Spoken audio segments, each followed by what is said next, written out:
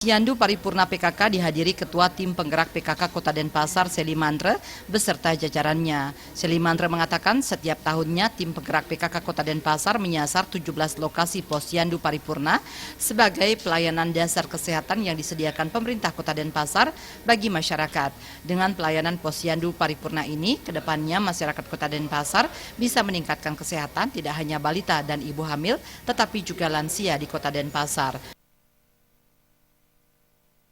Tim Penggerak PKK Kota Denpasar menyasar 17 lokasi posyandu paripurna, di mana posyandu ini adalah pelayanan dasar kesehatan yang kita berikan kepada masyarakat Kota Denpasar.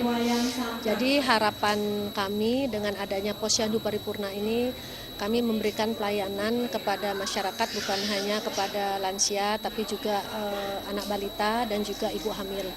Jadi ke depan masyarakat Kota Denpasar bisa meningkatkan kesehatan baik tingkat lansia, ibu hamil maupun balita.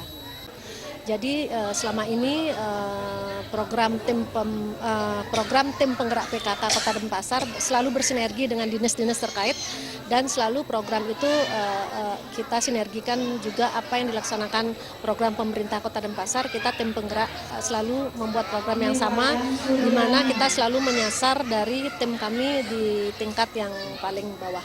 Harapan kepada kader-kader PKK kami kedepannya mereka bisa lebih aktif, kemudian lebih inovatif, karena kita hidup di kota, termasuk kota besar ya, Denpasar ya. Kita menginginkan kepada kader-kader kami bisa lebih wawasannya juga lebih bertambah, bagaimana dia bisa lebih maksimal melayani masyarakat di Kota Denpasar.